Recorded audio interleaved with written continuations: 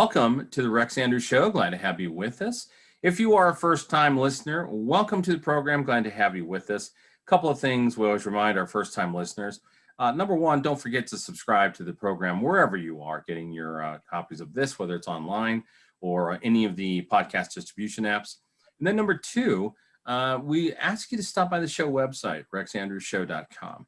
You know, our show's about biographies, interesting people doing interesting things, and we don't get to touch all of it. And so if you stop by the show website, you can get the information, bios on all of our guests, past, future, current. And we generally have about 60 people in line to interview. So it's fantastic. We get a lot of people who will listen in particular shows. All right. So fantastic. We'd like to thank those who are listening. We have a feature that I've been doing, and I just started doing this a few episodes back, of recognizing people in different parts of the world who are, just tuning in because we've been really blessed. We are currently listened to in 32 countries, in more than 520 cities across 6 continents. And so I like to recognize and welcome those back in. So today I'd like to welcome those who are listening in DeLand, Florida. So thanks for tuning in down there in DeLand, Florida. Glad to have you with us. Okay. Want to remind people as we go along, our guests are dynamic people, and we're going to have them throw out their contact information early so you can follow along, so websites and that kinds of stuff. Got a really exciting guest to come on here today. I'm excited to have him with us. Let me tell you a few things about him, okay? We were just sharing off air. He is a grandfather. Okay, and that's a title I also hold, so that's a wonderful thing. So obviously he's a father too. He's a former attorney, and that's probably, maybe some would look at that as a good thing or a bad thing, but he's no longer practicing law, but he has that training in his background. He's a podcaster, so it's always good to have a peer on the show. He's got a great podcast that's called, oh my goodness, it was Journey into Justice, and we'll have him give out his new podcast name here shortly. I forgot. I wrote it down, but I can't read. Justice Counts. Justice Counts. Okay, sorry about that. I'm a knucklehead. He's an entrepreneur, but he writes a lot of books, and he's kind of a prolific writer. And unlike a lot of writers, he's got books in several genres. And so it's kind of interesting that there's some contrast in what he does. So I'd like to welcome to the show today, Mark Bello. Mark, how are you? I'm good, thank you. How are you, Rex? Fantastic. Good to have you on the program today. Now, where in the world are you dialing in from to be on the show? I'm in West Bloomfield, Michigan, which is a suburb of Detroit. Suburb of Detroit. Fantastic. Glad to have you with us. Well, Mark, as you know, the show's of biographies. We tell people stories. Currently, what you're doing mostly is you're writing books, right? That's what you're up to, mostly books and podcasts? That's what I'm doing now, yes. Okay, fantastic. So if people want to play along, and because a lot of people follow along, how would they get a hold of you online? So, social media or website or what have you? My website is very simple. markmbello.com. Okay, Mark Bello. That's MarkMbello.com. Fantastic. Thank you for throwing that out there. Okay, so we want to go and learn your story. Okay, and so all the influences, and I ask a lot of questions about your background because it helps us translate to influence points along your life. So we want to go back to the beginning, and I'll ask a lot of questions, and you can just kind of help me with some answers on this, because we want to try to understand, the story behind Mark. A lot of people have this misconception that success just falls out of the sky. It's a one-hop journey. It's not. Success doesn't fall out of the sky. So Mark, now these are different. I'd like you to take us back, if you could, where you were born and then where you were raised. Those are sometimes different, okay? I had a guest on the show, Ali Soja, who moved 63 times before she was 15. And so big influence of all that. So Mark, take us back in the beginning. Where were you born? I was born in Detroit. You were born in Detroit. Okay, so you're a local Detroit, Michigan guy. I've lived in the Detroit area all my life. Okay, fantastic. By the way, I want to amend your success doesn't fall out of the sky. Not only doesn't fall out of the sky, but it doesn't fall out of the sky several times. That's right. That's You right. can be a success and then suddenly be a failure and be a success again. And my advice to people is, if you've had a failure, get back up and try again, and you can be successful another time. But Yeah. Okay. I digress, as I promised you I would. Yeah, that's all right. We'll catch you. We'll catch you. Anyway. So tell us a little bit about your youth and stuff growing up. What were your interests outside of school? And then what type of student were you? Were you a good student, mediocre? But I want to know things like, were you involved in sports or drama, theater, music? I don't know, even shoplifting. I had a guy on the show, Larry Cole, who was a shoplifter by the time he was 15. So how did you spend your time when you weren't in school? And then when you were in school, were you a good student? Well, going back to the 50s, where I was born. I was born in 1952. I'm 69 years old. Uh, I I lived my first 12 years in Detroit. Uh, Outside interests were probably mostly sports. Okay. Back in those days, you walked to school. I'm not one of those who would say I walked 5 miles to school. I walked 3 blocks, but we walked to school. The school was in the neighborhood. We have a community from our uh, elementary school days that still contacts each other. I'm involved in a little chat room on Sundays, where a bunch of Werner Elementary School students get together and talk online. So that's kind of fun. That's Um, cool. from the standpoint of outside interest, it would always be sports. I Okay. loved Sports. I loved playing baseball. I was a pretty good baseball player. A little too small to play football, but I played. Um, Hockey, I couldn't skate very well. Okay. And basketball, same thing. I wasn't a terrible basketball player, but I'm only 5'5", so basketball isn't, Spud Webb is an unusual person. Yeah, that's for sure. Muggsy Bogues, somebody like that. I didn't have that kind of skill. So, Okay. but baseball I played pretty well, and I played all the way through high school. Okay. Then how about as a student? Were you a good student, mediocre, terrible? What was your academic life as a kid? Well, I'm a Jewish kid. Uh, uh, Judaism was a big part of, especially on my mother's side of our family, uh, keeping Jewish traditions, going to Hebrew school, being bar mitzvahed, that kind of thing. So that was a big part of my young life. A Jewish mother typically wants to say, my son, the doctor, for instance. My son, the doctor, wasn't going to happen with me. Science and I didn't get along. Okay. I wasn't bad in mathematics, but science and I just, if you talked about grades and achievements in education, they were all social sciences and English rather than science and math. So it quickly became obvious to my mother that I wasn't going to be my son, the doctor. So it was time to be my son, the lawyer. I would say, if you want to know about influences in my career, it would be my mother and father, and my dad, for instance, telling me, get an education, don't be like me, don't struggle every day to make a living, which he did. Get a degree, become a professional, do something with your life. And that was the biggest influence on me, Biggest influence on career-wise. that. Okay. So tell us a little bit about your family. Do you have siblings? And then also too, tell us about your folks. What did your parents do for a living as you're growing up, even if your mom was a stay-home? My father was a what, and when I was young, my father owned a mattress manufacturing company. Mm-hmm. Before I was born, he owned a shoe store and was quite successful in the shoe store. I don't know what happened and why it turned the other way, but he had to leave the shoe business, went into the mattress business, and that didn't work out for him very well either. Mm-hmm. Again, for a while it did. After that, he started to compete with the big boys like Sealy and Serta, and he had a little franchise type business with Restonic, if you've heard of the name.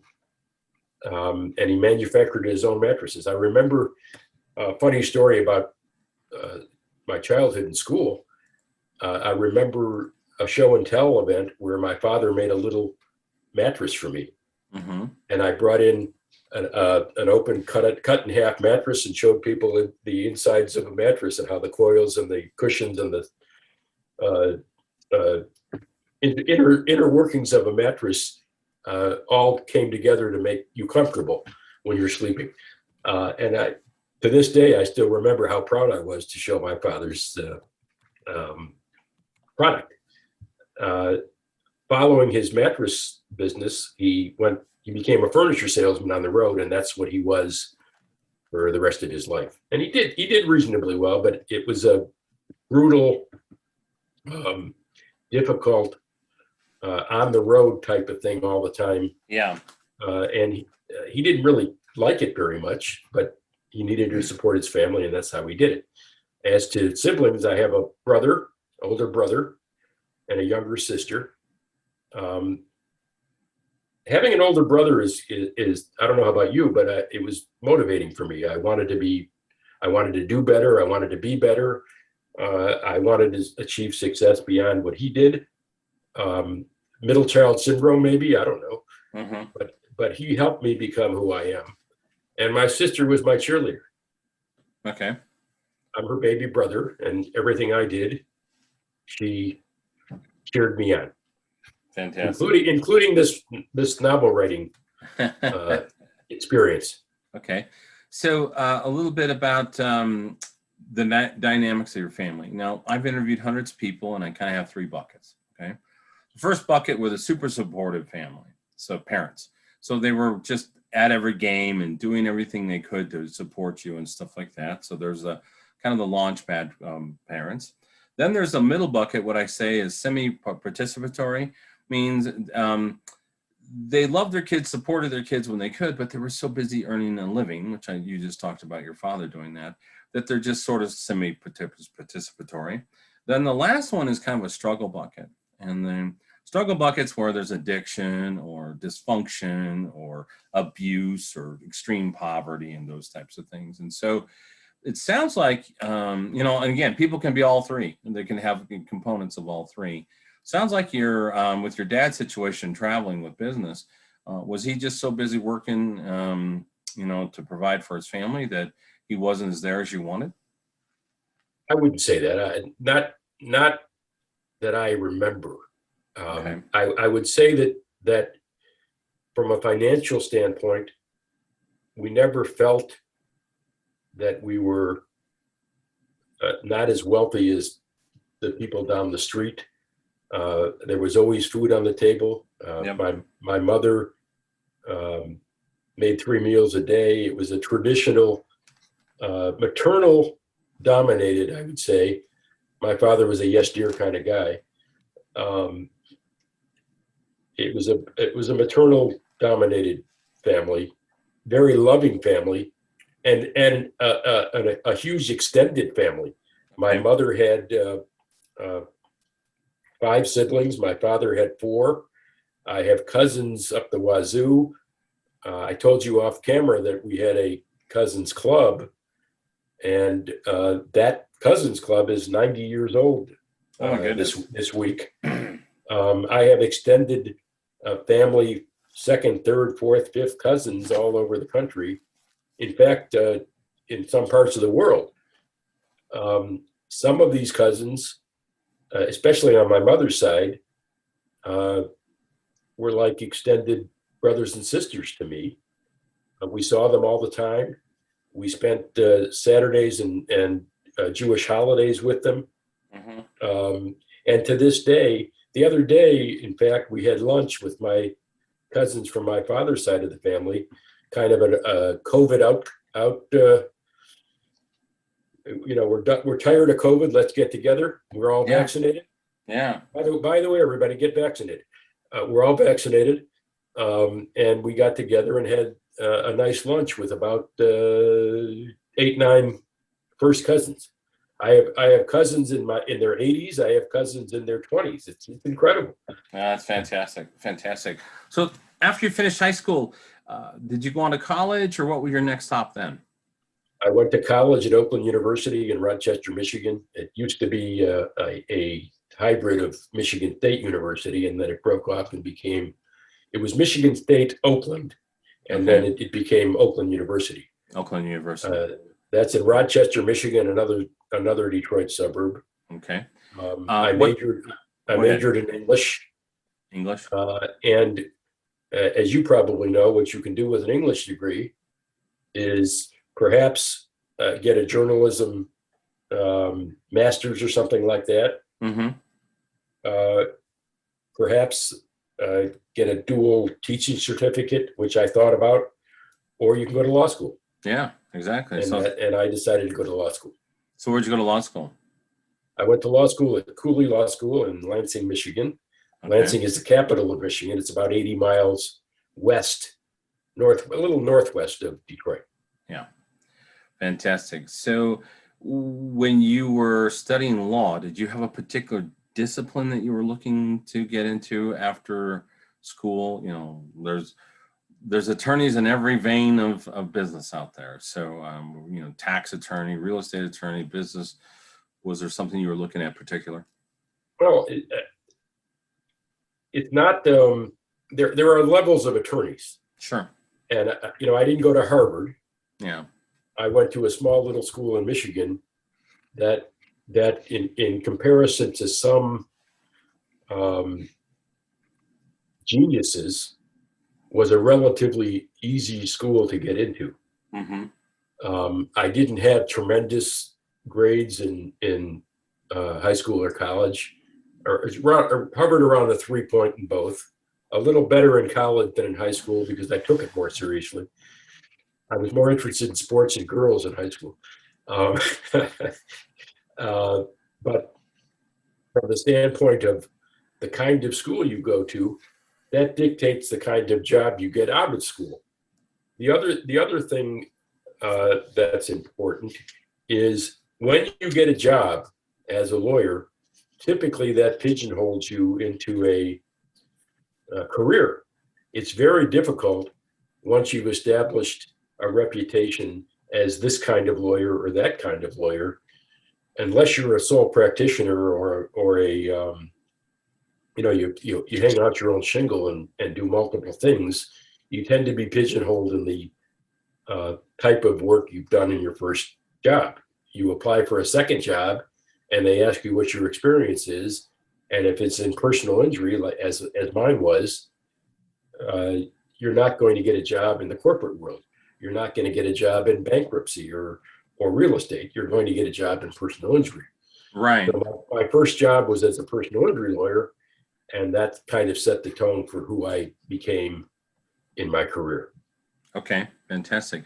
So did you start writing soon, or when did you pick up your affinity for doing all the writing books? Well, actually, I had 2 jobs before I went out on my own. And when I went out on my own in 1982, a long time ago, a client called me up. This was a client. It's funny how these things happen. And I don't mean funny, haha, but I mean, you know, odd. Yeah, ironic. I had a client who hurt his back in a fall at a grocery store. Okay. Simple little case. He might have treated at the doctor, you know, 10, 15 times, had a soft tissue back sprain, and I resolved his case for a reasonable amount of money. And he went his way and I went mine. Oh, okay. I get a phone call from a woman who knows this guy, and this guy referred her to me. What's the case? Her 2 sons have been sexually abused by a Catholic priest. I'm 32 years old. I have a small little personal injury practice, and now I'm being called upon to take on the Goliath Catholic Church. Wow. Now, these priest abuse cases back in the early 80s were not as well known, not as prominent, not as exposed as they are today. Sure. You've seen the movie Spotlight, for instance. Oh, yeah, yeah. Spotlight is an interesting title because that incident shined a spotlight on these things back in the early 2000s. Well, go back 30 years from that, and you've got incidents occurring in the late 60s, early 70s that hardly anybody knew about. Mm-hmm. And one of those was my case. And I kind of trailblazed. I'm not patting myself on the back or anything like that. Sure, it just sure. happened. But I trailblazed a genre of civil case against the Catholic Church, and took them on and did a pretty good job for my clients. We resolved the case by mediation, which we can talk about. Mm-hmm. But the case and the way the case felt always stayed with me throughout the years. And I said to myself, boy, someday I've got to write a book about this. Okay. It didn't occur to me that it would happen almost 40 years later, but that's what happened. So that was the inspiration for my becoming an author. I wrote a book about a personal experience, and that book is called Betrayal of Faith, my first Zachary Blake legal thriller. Okay, fantastic. So how long ago was that? I wrote pieces of it for 20 years, but the book was published in 2016. Okay. Yeah, writing can be a journey. I've talked to an author or two that have wrote for 20 years on a project or 30 years on one. So I was interested in it was published. Okay. So personal story book. What was next on your books? What was the next one you did? The next book, well, to share the experience with you, I wrote the book. It was a bucket list kind of item, if you will. Mm-hmm. I thought I was a one and done author. I had fulfilled my bucket list. Goodbye, good luck to my fiction career. Okay. Then the 2016 election came along shortly after I published the book. And while the election was playing out and Donald Trump was saying the things he was saying, I started to wonder whether or not a billionaire bigot could actually become president of the United States. Mm-hmm. Now, your audience probably contains Republicans, Democrats, Independents, people who love Donald Trump, people who hate Donald Trump. I happen to be someone who doesn't like him very much, Mm-hmm. but that's not the point. The point was, my feeling was, he's saying things that a president shouldn't be saying. He's singling out certain groups for criticism that may or may not deserve it, but he's supposed to be their president as well as my president and your president. He's supposed to be president of all the people. What does it look like? What does it look like to people when the president is a narcissist and a bigot? That was how I saw him as a candidate, not as the president. He wasn't president yet. Right. So I wrote a book about a bigoted, narcissist, mean-spirited, selfish president. The book is called Betrayal of Justice. I published it right before he won the election. Mm-hmm. I got a lot of pushback on social media for, quote, doing a hit job, unquote, on Donald Trump. My response to everybody was, I wrote a fictional account of a billionaire candidate who wanted to ban Muslims from the country, who said Mexicans are bringing crime and drugs and wanted to close the borders.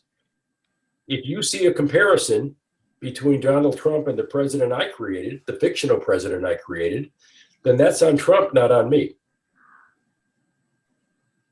He isn't Donald Trump, he's Ronald John, the president I created. Okay. So you also mentioned off air that you wrote a cookbook? Well, I've written or now 5 legal thrillers following the 2 I mentioned.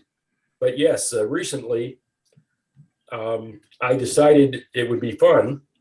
As I told you, we have a family club that is 90 years old. On the 75th anniversary of the club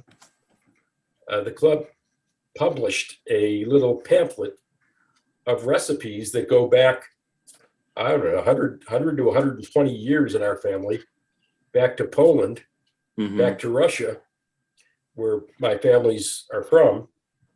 And I thought it would be fun to create a fictional version of these recipes, call it Zachary Blake's Family Recipes.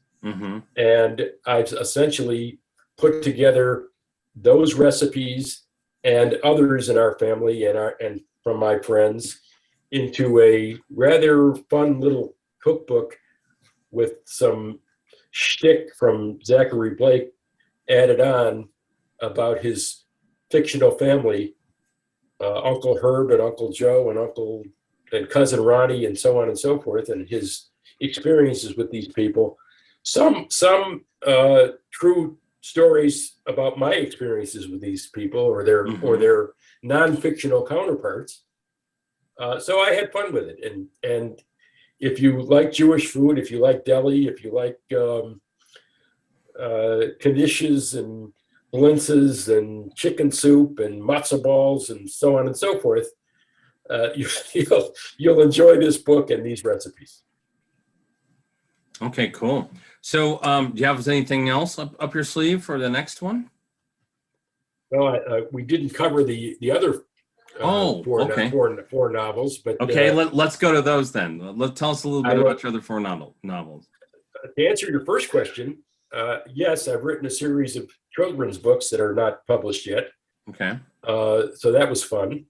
They're kind of like rhymey stories in verse, Dr. Seuss type books about safety and social justice for children.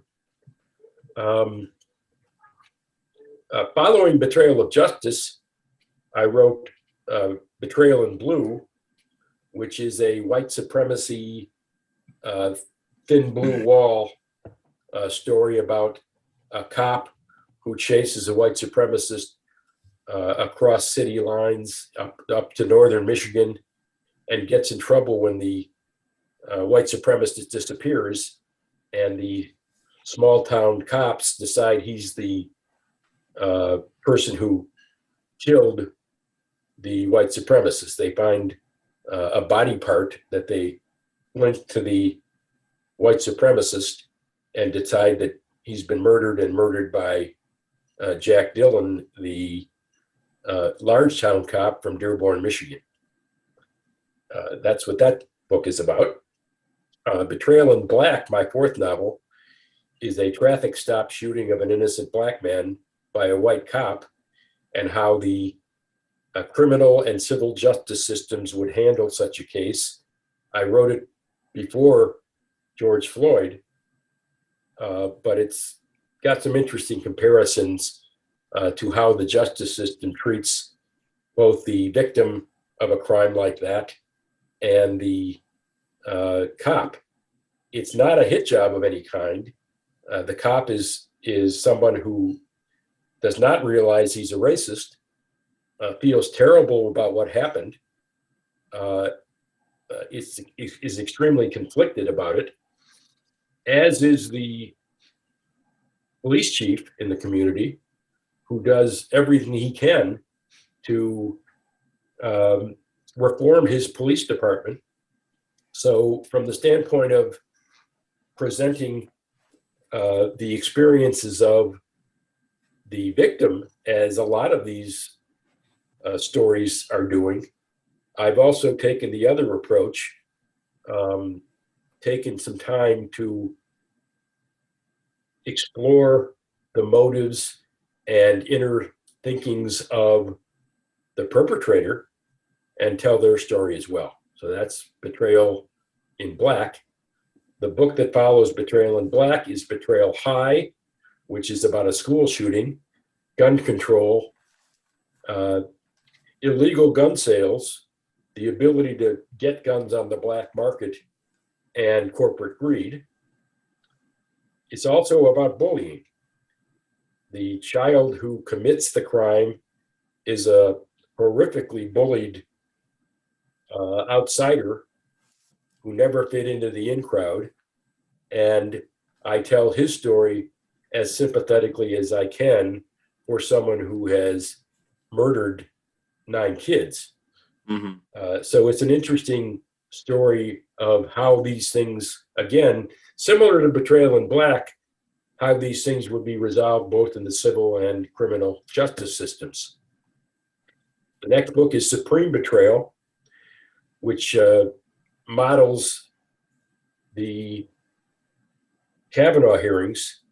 It's about a Supreme Court nominee who has a sexual assault in his past, and the young woman who's let him slide for 20 years and decides that the Supreme Court is a bridge too far for a sexual predator.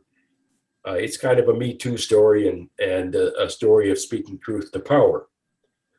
I just recently finished a book called Betrayal at the Border, which is about the immigration crisis, the southern border, as well as telling at the same time the story of a Muslim immigrant who goes back to Kobani thinking that the hostilities are over there, wants to introduce her daughter, who was born in America, to her grandmother, who still lives there in Syria, and she's kidnapped by ISIS.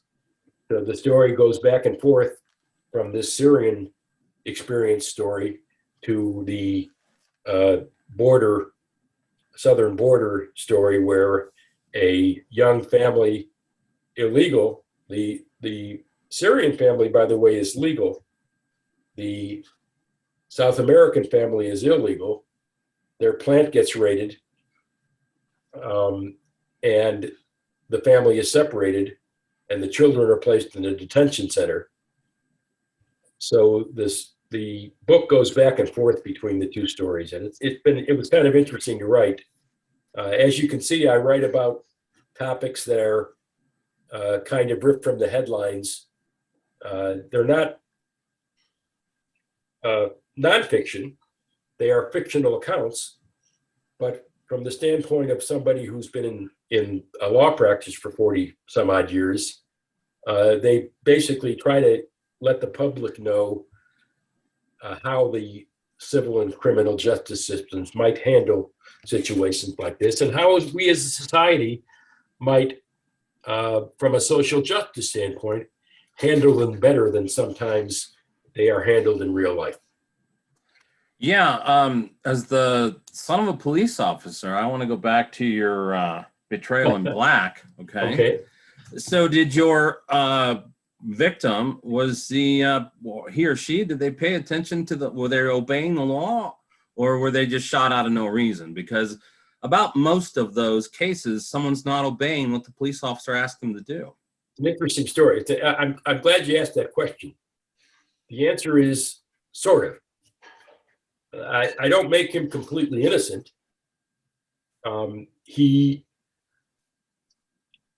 tries to tell the officer that he is carrying a weapon, that he has a weapon in his glove compartment.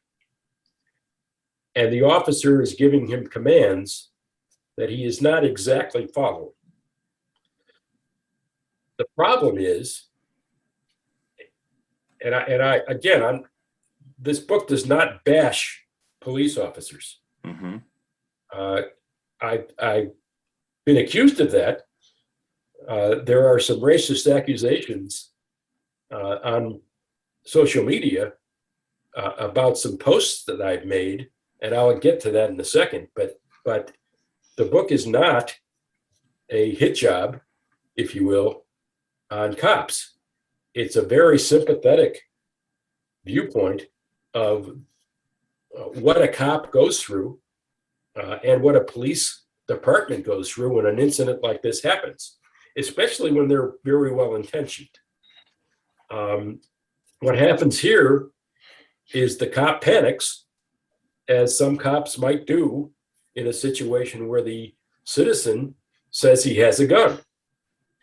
And the citizen is not necessarily completely forthcoming because he's somewhat confused by the commands he's being given as to what he's supposed to do. So, and I'll be more specific for you. The cop says, hands on the wheel. Show me your driver's license and registration. The citizen is kind of a smartass about it. He says, hands on the wheel, license and registration. I can't do both, officer. I don't know what a typical officer would say to that. This officer was a little put off by that. You know, you're being a smartass. I want you to know, officer, that I'm carrying. At which point the officer pulls out his weapon, points it at him, and says, don't move. But I want to show you. And what he meant when he said that was, I want to show you my driver's license and registration. And I don't know if you can see me on camera, but I'm reaching into my back pocket. Yeah. Well, the officer interprets that as he's reaching for a gun. Mm-hmm. So, which I can understand, by the way. So there's some confusion as to who's doing what to who at what time. And essentially you have two people who have panicked, and the officer ends up shooting the citizen. That's how the incident happens. And that, by the way, is also why the officer is so conflicted. What did I do? Where did I go wrong? How did this get so out of control? I told him to show me his hands. Instead, he reached where I couldn't see. He feels terrible. And I tried to convey that in the story. It isn't just innocent black guy gets killed by bad cop. That's not what the story's about. Having said that, George Floyd happens. I go on social media and I say something like, how many innocent black men must die at the hands of those who protect and serve until we stop this madness? Now, you know, maybe that's an inflammatory comment. You're the son of a cop. I'll let you decide whether I was over the top on what I said. It wasn't intended to be a vindictive comment against all cops. It was intended to start a conversation and selfishly to promote my book. Yeah. But I was surprised at the responses I got. Everybody jumped on me. What about all the white people that are shot? Do you know that blacks commit a larger percentage of crimes in America? If you keep voting for Democrats who use racism as a political tool, of course this will never end. I was attacked. You know, I don't know whether it's people who are angry at a person who posts more often than people who are sympathetic to the person who posts, but I got vilified on social media. And my response to them was, and I don't mean publicly, I didn't go on social media and fight with people. I was posting a question looking for comment and sensible discussion about these issues that are plaguing the social fabric of America right now. But the overwhelming response was negative. Oh, by the way, the other response I got that I thought was strange was, well, Floyd wasn't innocent, he was guilty. Because I said, how many innocent black men must die? And what struck me was the crime. And again, we're not talking about betrayal in black now, we're talking about Derek Chauvin and George Floyd. The crime was passing a $20 bill. And I'm a lawyer, you're the son of a cop. The last I heard, the cop is the person who protects and serves. He's the person who arrest if he thinks a crime has been committed. He's not the prosecutor. He's not the judge. He's not the jury. And he's not the executioner. And I'm sure your dad would agree that Derek Chauvin is right where he belongs. You're not all those things. You get to arrest a person. As to whether or not George Floyd's behavior reached a level where you can sit on his neck for 9.5 minutes, I'm not going to debate that. I'll let the jury spoke about that. I'm sure that the policing community might have a different or the same approach. A lot of cops testified that his behavior was inappropriate. But I just thought to myself, just because he's guilty of a crime doesn't mean he deserved a death sentence. And the last I heard, passing a $20 counterfeit bill, while it might be a felony, is not, I think it's a misdemeanor actually, it's under 100, is not a death penalty offense. So the question I had was, when did we start holding cops to a lower standard than we hold criminals? I didn't post anything like that, but that's what occurred to me when I got all of those comments. Yeah, I wouldn't put words in my father's mouth. He's been passed away for 7 years. Sorry, I didn't mean to. Yeah, no, I'm just saying I have a completely opposing view of the situation there. I've struggled with. It's a very complex issue with George Floyd. He had 7x fentanyl, amounts of fentanyl in his system. There was no physical damage to his windpipes. So it's a really complex issue. I mean, it really is. And then you had jury who lied to a jurist who lied to the court about his involvement. You know, he had his activist shirt and stuff like that. So in the end, I think there's going to be some interesting more additional writings about that in the whole case. I mean, did Chauvin do right or wrong? I don't know, because I wasn't there on the scene. It's very, very complex. I know that my father, every day he walked out the door, said he hoped that he would see me that evening or that next morning, whatever his shift was. I understand all sides of the whole thing, but I just don't think it's as black as white as the media has made it out to be. And I think there'll be interesting writings as these things come along and as that case is, appealed and those types of things, because I think just about everybody in that circumstances contributed to that situation. And I just don't think we can draw conclusions because none of us were there. My dad could tell you stories for hours about situations where things were reported completely different than how they unfolded, and those people weren't there.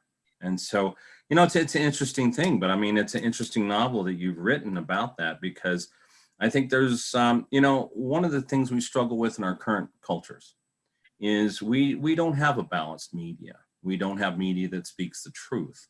We have very one-sided, and then there's another other-sided. And, I think there would be a huge opportunity for a media company to come out and say, here's the facts. Now, the left are going to look at it this way. The right are going to look at it this way. I think that would be the largest media company in the world, because we just don't have balanced reporting. I mean, even PBS. Unbiased report.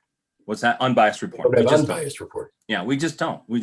And unfortunately, and then, people get out on social media and we see these screaming matches where people actually attack the person, an ad hominem, and where they're attacking the person, they're not contributing to the conversation. And so I think social media is even worse than the media outlets out there, because you have a lot of people who have these headline perspectives on whatever the topic is. I don't care if it's racism, police brutality, the mess that's going on at the border. You can go through all these different topics, and we just don't have any balance. We just don't have any unbiased. And it's unfortunate because we're left with a lot of people who aren't very in depth in their education, what I like to call low information voters, who don't look past just the headlines. And so I think it's, that's my political commentary on this. I tend to go down the middle, because being the son of a police officer, I just know that 99% of the stuff that's presented in the public, just it isn't always the way that's presented, and they don't examine all the dynamics. Well, to your point, I agree with you, and you can actually identify that. And I'm talking about the broader issue of Sure. media bias or unbiased. You can identify that based on the results of the last election. But it's been going on for 25 years plus. No, but my point is, I'm not talking about how long it's been going on. I'm making a point, which is 81 million people vote for Biden, 78 million people vote for Trump. You've got a country where 78 million people are watching Fox News, and 81 million people are watching MSNBC.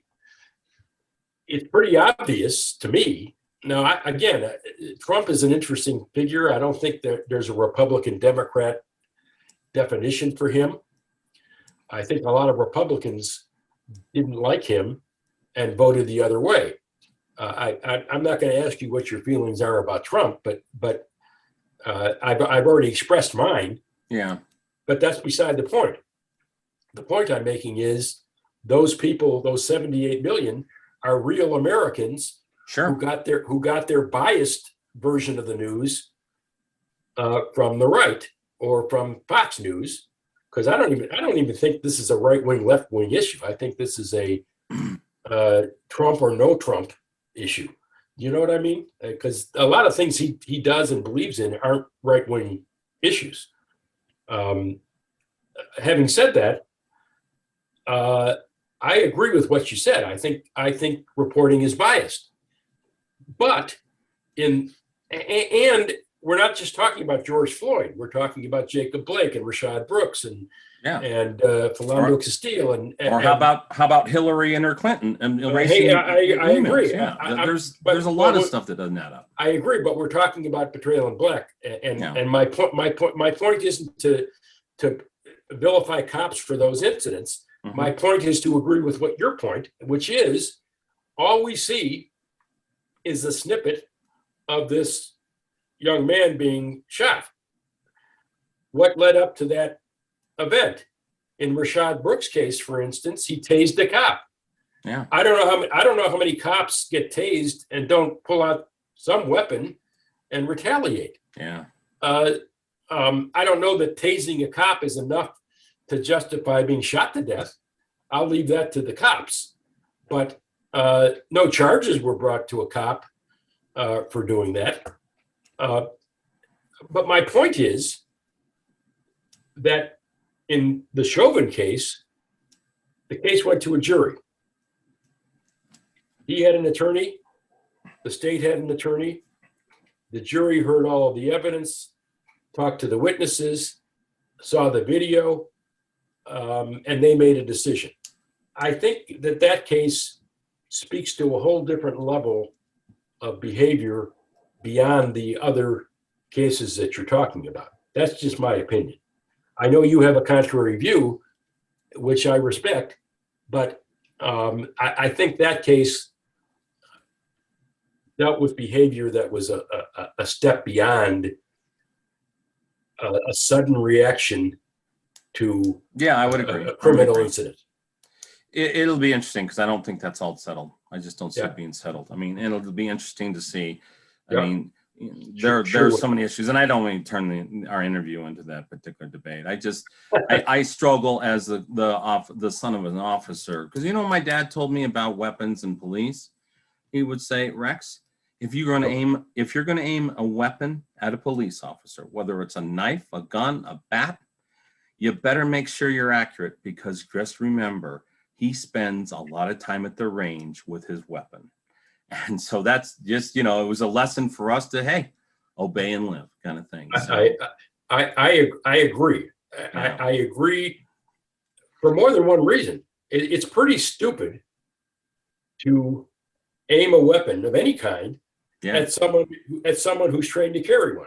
Yeah, that's right. So I agree with you. But where you and I part company a little bit is on the protect and serve aspect.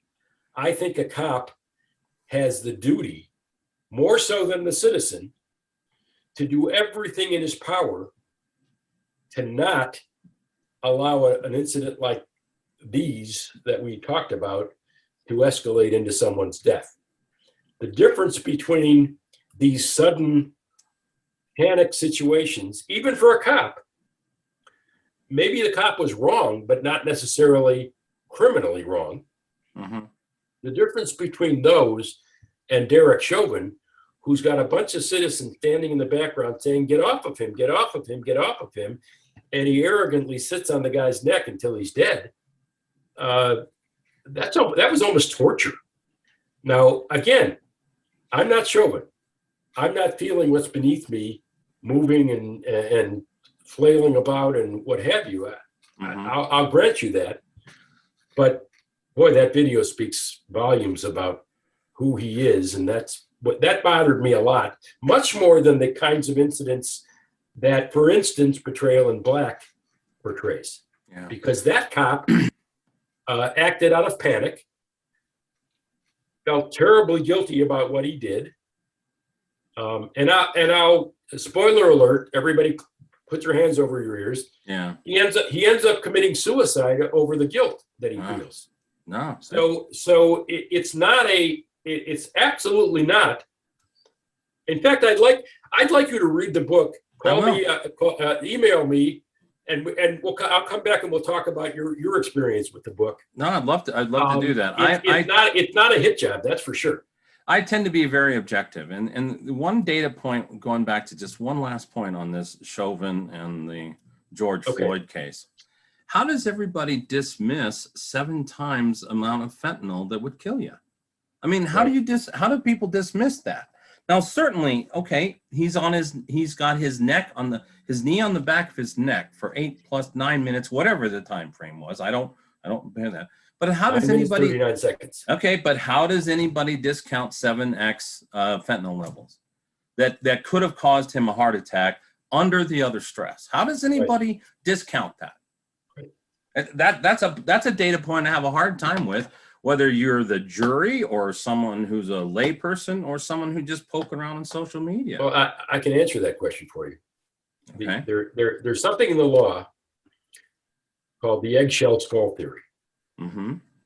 And what it basically says is that if you smack somebody across the face and they happen to have an egg for a head and their head explodes, you're a murderer. You don't get the benefit of hitting somebody with a hard head when you hit somebody with a soft head. Yeah. The question that you're asking, and it's a legitimate question, but the question is, would he have died anyway, but for Chauvin's knee on his neck? If the answer to that question scientifically is no, then it's murder. That's the law. Yeah. I understand your moral dilemma, your factual dilemma. Hey, this guy has a heart condition. He's taking all these drugs. What an idiot. I don't disagree with any of that. Well, I wouldn't go as far as saying idiot. What I would say. Well, whatever. I didn't say you called him an idiot. No. Here's the issue that the average Joe's not looking at. Okay, when you take your eggshell theory in the law, okay, right. Is a police officer supposed to walk around everywhere in his life assuming that everybody is on either has an eggshell for a head or is on 7 times the amount of a drug that would kill him? Or, I mean, it's impossible to put that type of judgment in the head of a police officer, because then he can't do his job. Okay. The answer is absolutely hold not. on. You cannot ask, and I have a niece that's a current a police officer. I have a son-in-law that's about to be one. And here's the problem. You can't make them into behavioral specialists, because what are they supposed to do? Serve and protect you. Well, it's not only serve and protect the perpetrator, it's to serve and protect everybody else around. I have a hard time looking, and this is a side that just drives me crazy. I mean, again, it's a horribly tragic situation what happened with George Floyd. I don't like the fact that they're trying to canonize him because whatever, but it's a horribly tragic situation that happened with him. But nobody, or virtually nobody, is looking at the situation where people cannot say, how is the police officer, because there was testimony by one of the doctors I watched and read the whole thing, that said he would have died already of that overdose. If they had found him in an apartment or a house or on a bench with that much in his system, they would have said it was the drug that killed him. But the police officer doesn't know that, okay? Now, the question is that we can never answer in this whole situation is, if it had been another human being that didn't have that much fentanyl in their system, and the officer had his knee on the back of his neck for 9 minutes and 39 seconds, would he have died? We don't know that. We can't make that determination. So unfortunately, it's being placed 100% at the foot of a police officer because he doesn't know the guy has 7 times X that's going to contribute, not cause. I don't know, can't say that. We're not a specialist, that we're going to have somebody that you're going to say, okay, is it up to the police officer to know everybody's predisposed disposition of blood chemistry, whatever you want to call it, and for him not to do his job? I don't know. I don't know if we can make that judgment. It's really hard. It's very complex. The answer to that question is no, it's not. But unfortunately, what you're talking about to some degree is an ethical discussion. At what point does the officer say to himself, this isn't working out the way I wanted it to. He's not responding the way he should be after 9 minutes. But that's not the point I'm making. I'm not making this moral judgment of guilt. What I'm telling you is that the legal definition of murder is you kill him. That he engaged in an assault, for lack of a better way to say it, because an assault is simply a harmful touching. Mm-hmm. You know that as a cop's son. It has a very simple definition. If I smack you on the butt and you don't want me to, technically that's an assault. Mm-hmm. So touching him, unwanted touching, is an assault. If a death occurs during that assault, it's murder. Yeah. Now, whatever degree it is a different story. But my point is, and my point in making the eggshell skull analysis is, whether the cop knows he's going to die or not isn't the legal standard that applies to Chauvin's conduct. That's all I'm saying. Yeah, I understand. I agree with everything you said. And I also agree that even if 9 out of 10 people wouldn't have died, legally, it's still murder. And that's what I want you to understand. No, I understand. I have looked at that. The only point I get defensive about is the fact that people aren't looking from the other side of the coin. You know, a police officer, what are there, 330 million people in the United States? So, and if you live in a community where there's 1 million people, you're supposed to have a predisposed understanding of all 1 million people. Well, you can't. It's impossible. I mean, at the end of the day, there's always going to be human element. But anyway, I think we've got a good wrap on that. But I think it's great that you're writing about these interesting societal topics and things like that, because I don't know. I'm in my 50s, and this world has gone batshit crazy, in my opinion. We are just living through some difficult times, and no question. Unfortunately, there isn't unbiased and balanced sharing of this information. And so our nation has become so divided because there's just snippets being delivered to us based on what somebody's supposed ideologies happen to be. And no question. So no question. It's a rhythm time. And I'm not sure how things are going to get any better, because I'm not a pessimist. I'm a total optimist. I'm a glass half full. I'm an American through and through. And, everything has warts and moles and multiple sides, but it just seems like it's intentional these days that things are being pulled in different directions. We have to all stop watching the news. Yeah, that's for sure. If you want to be in a bad mood, just watch Rex's podcast. That's all. Yeah, that's right. Yeah. let's lighten things up a little bit here. I'm really thankful you came out here today and shared your stories and shared your background and what you're working on. And I'm going to take you up. I want to read your book. I'm a fair, balanced guy. I would love you to. I'm the down the middle kind of guy because I think there's an attribute that is so in shortage these days, and that's common sense.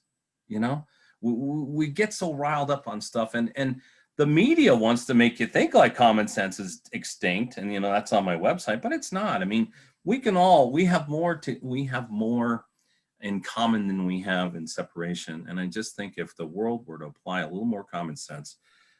When you told me the story about your father telling you about a victim pointing the weapon at him, what to expect, what I thought you were going to say, and you didn't, is when your dad says goodbye in the morning, you don't know whether he's saying goodbye for the last time or not. That's exactly right. Yeah. And what I want to concede for you and to your listeners is being a cop is an extremely, extremely difficult job. Yeah. And this expression that we all hate cops until we need one is an absolute true expression of how many people feel. Something bad happens to you, and the first thing you want to do is call the police. Unless what's bad is happening to you is being done by the police. Yeah. And to your point, what's forgotten is what did the person who's being treated poorly by the police do to become someone who's being treated poorly by the police? So there's a lot of blame.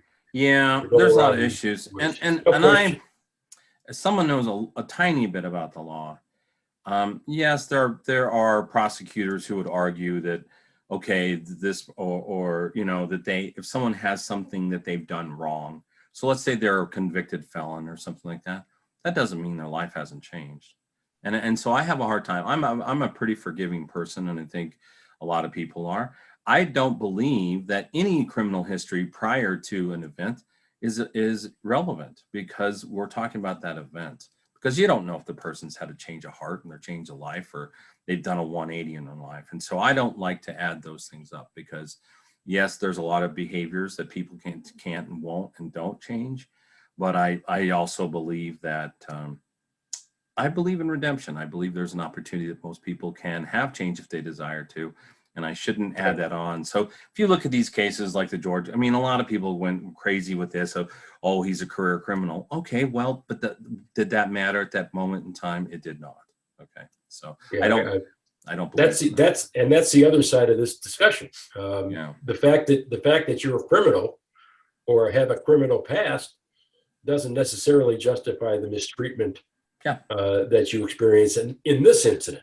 Yeah. So that's kind of the other side of that story. No, it's really complex. The whole thing is really complex, and no question. Yeah, I think there are a lot of contributors to that, and even contributors of the system. No question. I think they're there, and then it makes me wonder how much mental illness, because that's the root cause of so much stuff these days. Mental illness and how people are coping with that. But another whole. By the way, on both sides of that story, you're a cop. I don't mean you, but you're a hypothetical cop. You've been a cop on the street for 20 years. How many bad things have happened to you, and what has that done to your psyche over a 20-year period? Oh, yeah. What is your state of mind in these incidents after all of that trauma and abuse that you've taken from citizens spitting on you, citizens throwing things at you, citizens coming at you, citizens disrespecting you? Yes, there are people who treat cops appropriately and respectfully, but there are a lot of people who treat cops inappropriately and disrespectfully. That weighs on a person over a long period of time. I was having a discussion just recently with some folks, and it wasn't on the podcast. And I came up with this idea, and I'm not trying to say I'm the only one that's ever thought of this, but we talk a lot about political term limits, right? We don't want these career people either side of the fence be in some place for 30 or 40 years. I mean, Right. they're conditioned at that point in time. What if we had term limits on police officers? It's a high PSD environment, okay? The mental anguish, the stress, I mean, I saw it, I lived it, I saw what happened to my father. It would make us a good sense if we had some sort of career cap, and maybe some sort of test that says, okay, you've had enough. Because if you're worn out and you're worn thin, or you have developed predisposed reaction to things, that could be a bad thing. So maybe it's an idea that we can consider, term limits for cops. There's two problems with that, obviously. Yeah. One is that it's much easier to get a job in your 20s than it is in your 40s. Exactly. So you're basically taking someone's career away from them. Yeah. What I like about your idea, though, if you take it to a different level, yeah, is perhaps have levels of policing where a person goes from this type of cop to that type of cop to that type of cop to that type of cop, where he finishes his career at a desk, perhaps teaching new cops, whatever. But I mean, the idea that change the stretch, the idea that you're forced to retire, and transition into a whole different career. I don't know. I mean, if as a lawyer, there's a lot of burnout. Yeah. In trial law, because it's a very high pressure, active type of career, and you're forced to transition, if you quote burn out unquote, into some completely different area of the law. How do you do that? Yeah, you haven't trained or learned anything about probate or real estate or what have you. Right. Suddenly you can't do trial work anymore. So I'm very sympathetic to the idea that someone forces you to change careers in middle age. That's difficult. Yeah, I get that side too. I just think when there's weapons involved and you're talking to a son of a cop, when there's weapons involved, and if I make a mistake on a contract on one clause, no one's going to die from that, hopefully, right? I mean, that's a little different thing, but I think it's an interesting concept. It's an interesting concept to toss around. And another one I think that's kind of interesting is respecting the people who are government workers, because I've had aunts and uncles who've been in government the entire careers. Okay, but what if we had, just to sort of shake things up to keep the swamp so it's not quite as messy as it is, what if you had a term limit on where you worked in the government? So you work 10 years at the IRS, then you go to 10 years over at BLM, and then you could go 10 years over at, I don't know, EPA or whatever, okay? So that way you can still maintain your retirement programs and that kinds of stuff, but you don't start thinking you're going to outlive administrations, or that you're so protected. And so it also creates an interesting life. Yeah, it would be a lot more. I can't imagine what it would be like shuffling papers or making decisions at some of those places. I mean, the idea of working for the IRS, just I would like, woo. One of the benefits, for lack of a better way to say it, of this whole novelist career, this writing career, has been the complete change of gears. Oh yeah, that I have engaged in, from actively practicing law to becoming an author, and essentially being an observer of all things social justice out in the world. That's been kind of fun. So this career change idea is I'm someone who's embraced that, but I'm just telling you that I look at somebody, you look at some of the TV shows, and all of the private investigators used to be police officers. Yeah. So there is some transition to other careers for a cop. Forensic people, for instance. Yeah.